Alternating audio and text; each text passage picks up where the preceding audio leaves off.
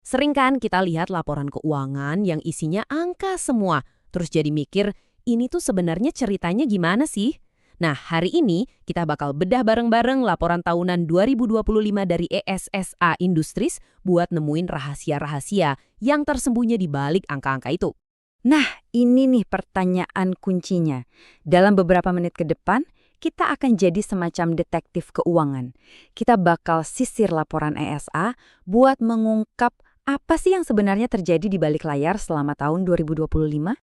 Oke, sebelum jauh-jauh, kenalan dulu yuk sama SSA Industries. Siapa sih mereka? Simpelnya, mereka ini salah satu pemain utama di industri kimia dasar Indonesia.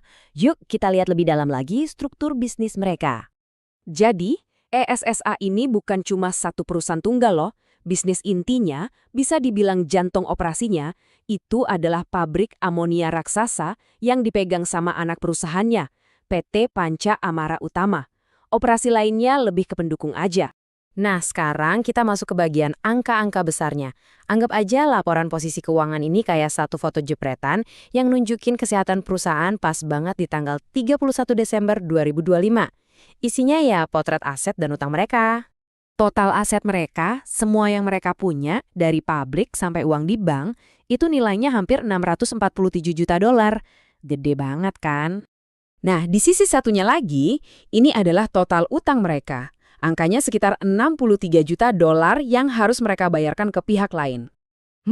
Yang menarik di sini adalah total aset mereka ternyata sedikit menyusut dari 694 juta dolar di tahun sebelumnya. Ini petunjuk pertama kita nih. Coba kita simpan dulu info ini ya. Oke, sekarang kita pindah gigi. Kita mau lihat laporan laba rugi buat tahu gimana performa mereka sepanjang tahun 2025. Kalau yang tadi itu foto, anggap aja yang ini video keuangan tahunan mereka. Nah, coba lihat deh. Ada jarak yang lumayan jauh antara pendapatan dan biaya pokoknya. Itulah yang namanya laba kotor. Makin lebar jaraknya, makin sehat bisnisnya. Ini jelas pertanda yang sangat positif. Dan ini dia angka finalnya, laba bersihnya lebih dari 55 juta dolar. Jadi kesimpulannya, meskipun pendapatannya sedikit turun, mereka tetap untung besar banget. Tapi tunggu dulu, angka-angka gede tadi itu cuma ngasih tahu kita apa yang terjadi. Cerita yang sebenarnya, yaitu gimana dan kenapanya, itu seringkali ngumpet di dalam catatan atas laporan keuangan. Nah, disinilah investigasi kita jadi makin seru.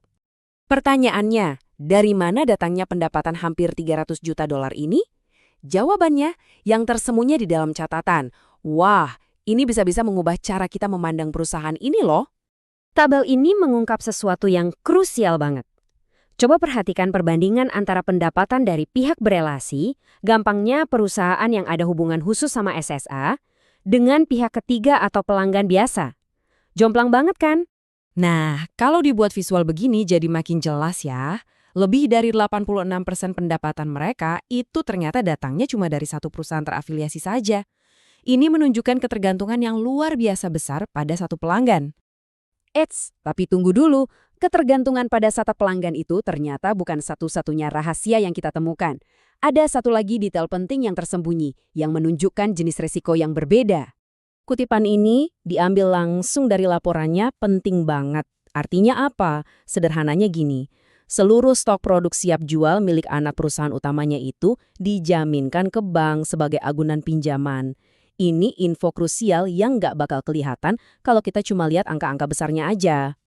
Jadi setelah kita kumpulin semua petunjuk ini, gambaran utuh seperti apa yang kita dapatkan tentang kesehatan keuangan ESA di tahun 2025? Oke, jadi kalau dirangkum nih ya, SSA ini perusahaan yang sangat menguntungkan dengan kinerja yang stabil. Tapi, nah ada tapinya, di baliknya ada dua resiko signifikan yang baru kita temukan dari catatannya. Ketergantungan ekstrim pada satu pelanggan dan seluruh persediaan mereka terikat sebagai jaminan utang. Hal ini membawa kita ke pertanyaan besar untuk masa depan. Dengan ketergantungan segitu besarnya pada satu pelanggan, gimana cara SSA mengelola risiko ini ke depannya? Itulah tantangan terbesar mereka untuk tahun 2026. Terima kasih sudah ikut dalam penelusuran singkat ini.